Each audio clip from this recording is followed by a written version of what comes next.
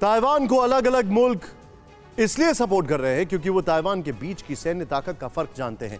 चीन की mighty army को पहचानते हैं, लेकिन इससे अलग ताइवान भी अपने तरीके से चीन को काउंटर करने की तैयारियों में जुटा हुआ है। चीन की सबमरीन पावर के सामने अपनी अंडर वाटर ताकत को बढ़ा रहा है।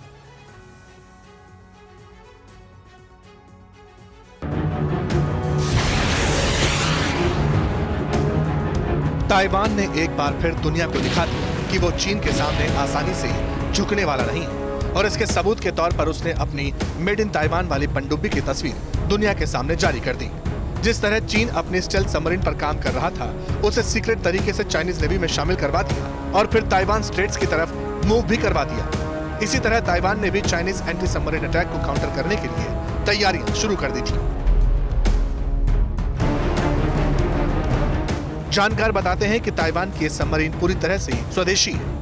इसे एक खास डिफेंस प्रोग्राम के तहत डेवलप किया गया है। सितंबर के महीने में इस सबमरीन को लॉन्च किए जाने की बात हो रही है।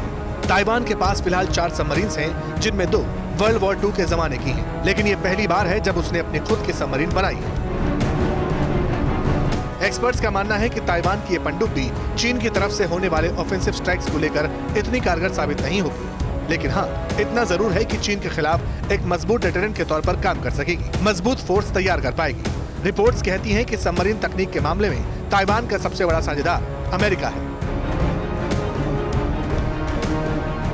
हालांकि आने वाले समय में ताइवान जापान की भी मदद ले सकता है। ताइवान ने 1980 में जापान से हाईशेन क्लास की पनडुब्बी हासिल की थी और इसे कई बार अपग्रेड किया जा चुका है। ये पनडुब्बी दुश्मन के जहाज को खासा नुकसान पहुंचा सकती है। चीन के पास 60 से ज्यादा पारंपरिक पनडुब्बियां हैं, जिन्हें वो जहाजों को ब्लॉक करने के लिए इस्तेमाल करता आया है।